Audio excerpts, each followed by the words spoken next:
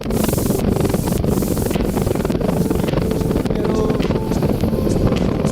अरुण खोलादेखि बित्तेल हुँदै धानपुरको दाहिनेपट्टि गाडी आछ कि दाहिनेपट्टि गाडी आछ गाडी आछ होला के त्यहाँ पारिबाट हो कि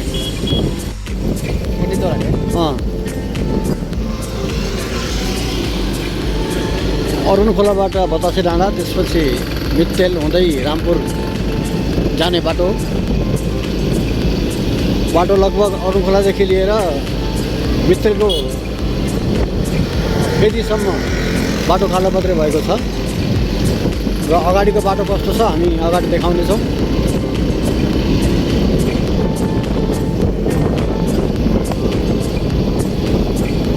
लगभग 2 घन्टा 50 मिनटसम्ममा चाहिँ रामपुर पुगिन्छ, सजिलै पुगिन्छ।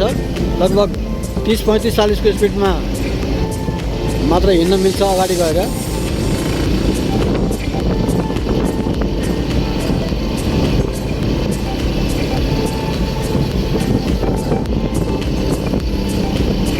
अहिले यो हामी वैशाखको महिनामा छौँ, यतिखेर त अब हिउँदको बेलामा त्यति पानी सानी परेको हुँदैन, बाटो ठिकै नै हुन्छ।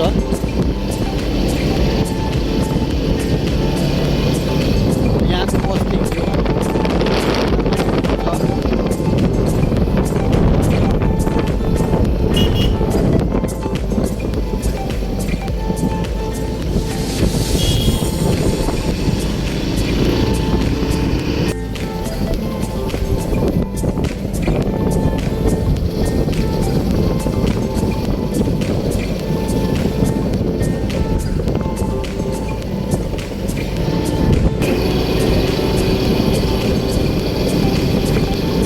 मात्रै 10 किलोमिटरमा यो पुल छ।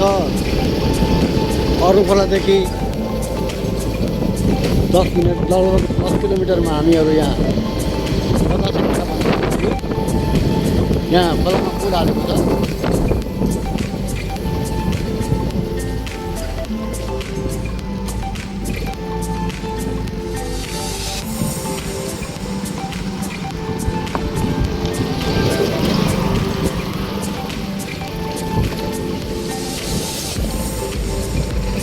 गर्नु नि त नभए आइतबार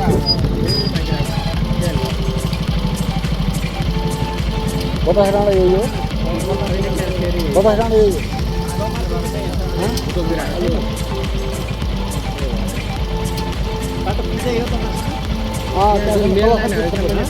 खोलासम्म पुरै पुग्छ, पुलसम्म यो खोल पार्नु पर्छ।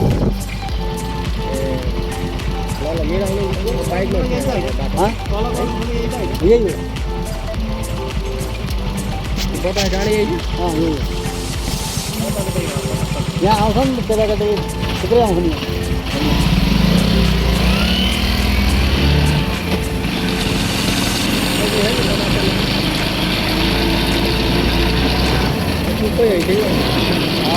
थुप्रो त माथि गयो अब चाहिँ 1 घन्टामा त मौसम त कति माथि गएको छ।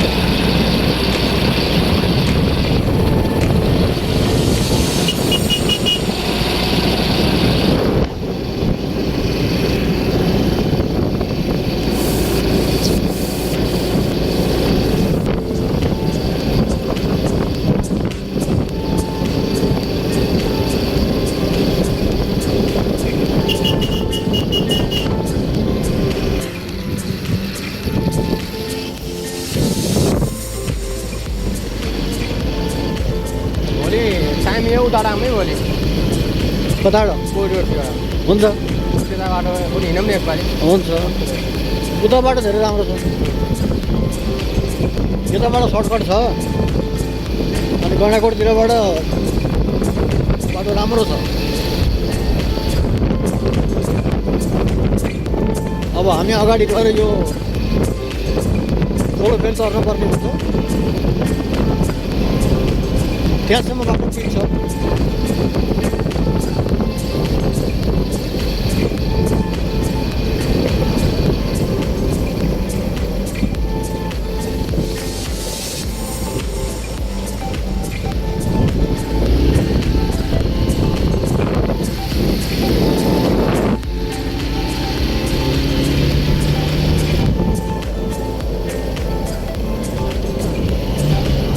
पहाडको बाटो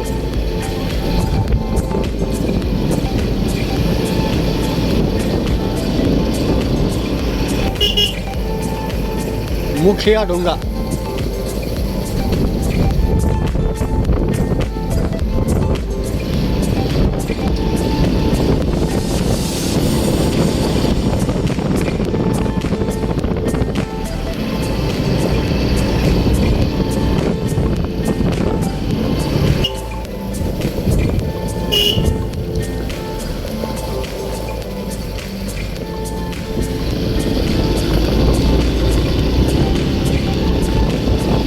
अब राईकोट 14-15 कति होला यो अन्त? 14-15 होला।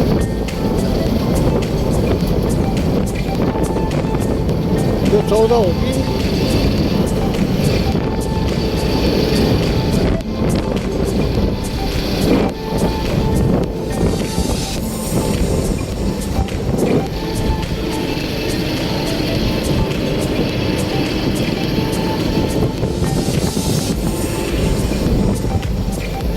राईकोट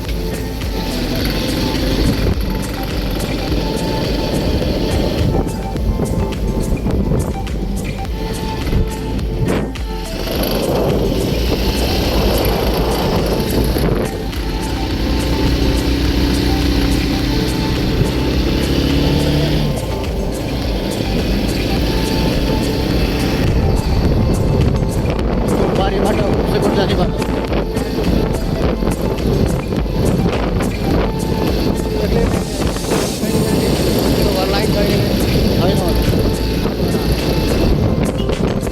16 राख्यो होला नि लाइनमा भयो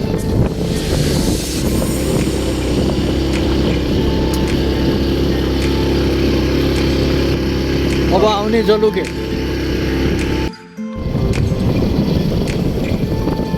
यो मध्यबिन्दु नगरपालिका 14 भित्रै पर्छ। अब हामी अरुण खोलाबाट बतासे डाँडा हुँदै मित्तेल जाने बाटोमा मित्तेल अब यहाँबाट मित्तेल सुरु हुन्छ त्यसपछि सायद निस्ती गाउँपालिका पर्छ होला।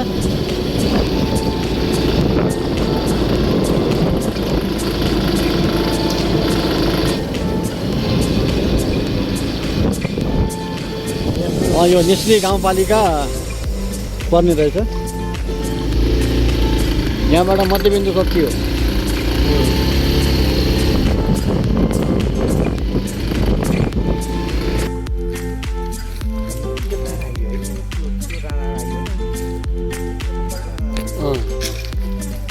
त्यो हामी अब मित्तलको नजिकै आइसकेका छौँ।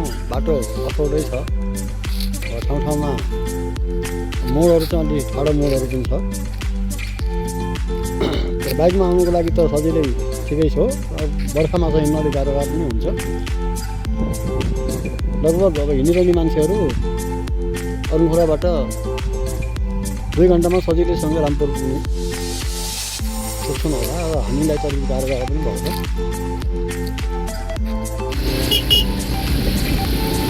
लगभग हामीहरू भित्र आइसक्यो। माथिको बाटो ट्राभल गरेको छ।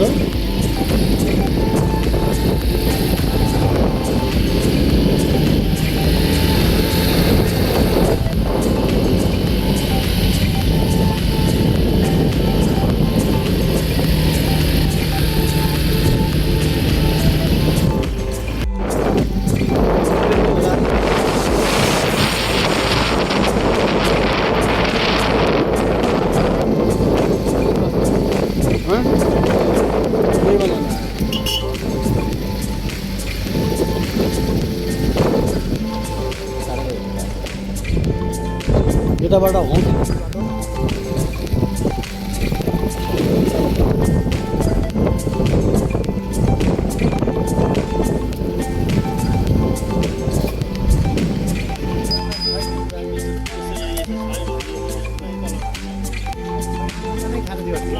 मित्तलको बजारमा अब यसो चिया खाने पर्यो।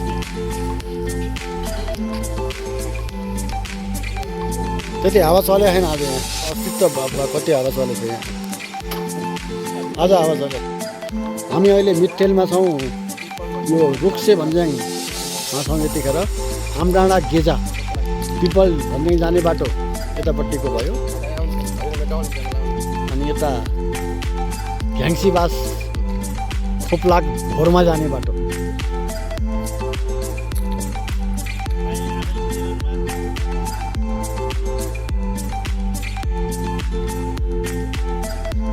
हामी अहिले यो मित्तेलको बजारमा छौँ। लगभग अरुणखोलाबाट 1.5 घन्टामा यहाँसम्म आइयो। अब यो बाटो यो पारीको बाटो हुँदै हामीहरू रामपुर जाने हो।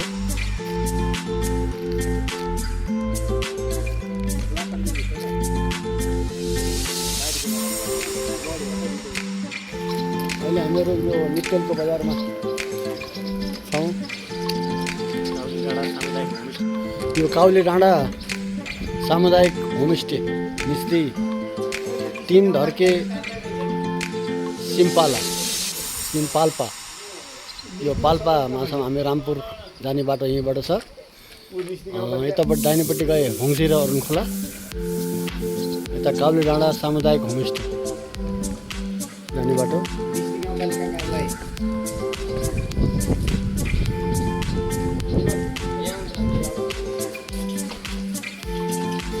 यहाँ साह्रै चिसो हावा चल्ने हो, कति आनन्द लाग्ने। डाँडा काँडाहरू चारैतिर डाँडाहरू मात्रै देखिन्छ। कस्तो मिठो हावा छ।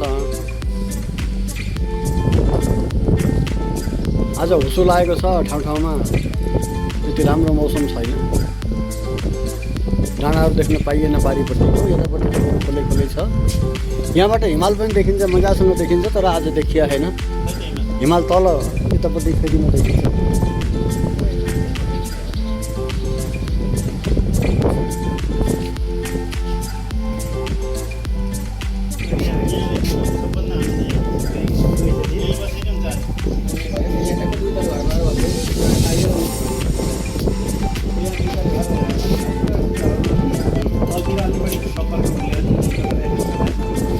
हजुर कहाँबाट आउनुभयो र?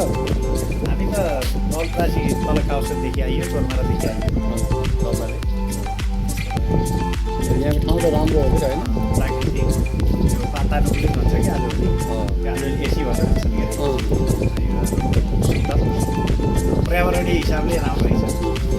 एयर कन्डिसनर ठाउँ हो यो। फेरि यो प्राकृतिक छटा पनि राम्रो रहेछ। तपाईँको यो डाँडो अति उच्च ठाउँ। तल यो यसमा हामीले सुनेअनुसार त्यो दुवालो नलागेको भए पूर्व धेरै ठाउँहरू यहाँबाट देखिने रहेछ। अलिक यतातिर रामपुर क्षेत्र हो। यता पनि धेरै पल्लो डाँडाहरू देखिने भन्ने कुरा त्यहाँ एकजना स्थानीय कुराहरू आएको थियो। त्यो डिस्ट्रिक्ट गाउँपालिका पर्ने रहेछ। गाउँपालिकाको कार्यालय पनि प्राकृतिक हिसाबले साह्रै राम्रो रहेछ। तपाईँलाई धन्यवाद।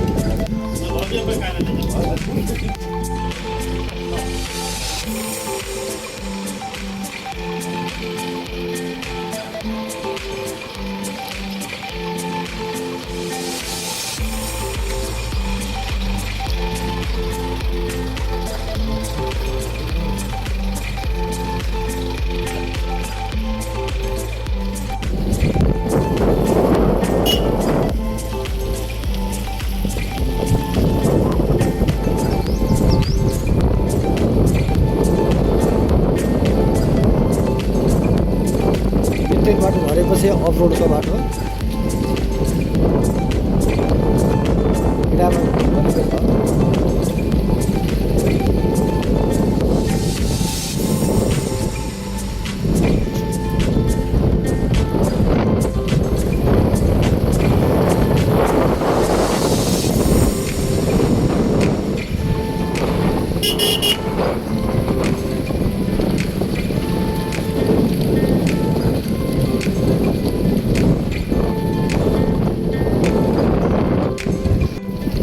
हामी अहिले मित्तेलबाट ढुङ्गानामेसी बजार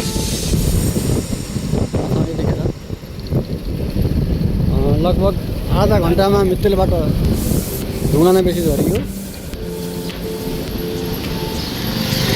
रामपुर कता यता होइन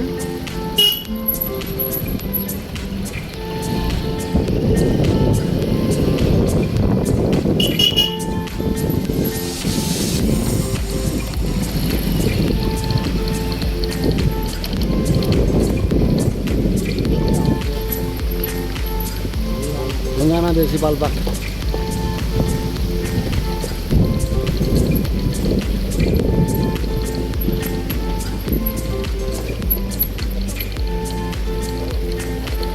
अदुवा अदुवा सिलाएको छैन अदुवा अँ, अदुवा हो अदुवा अदुवा प्रशोधन केन्द्र ढुङ्गाना बेसी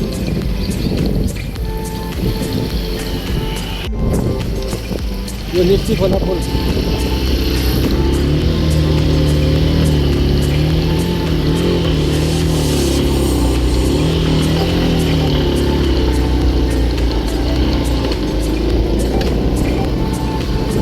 कहिले बाटो पनि बन्दैछ यहाँ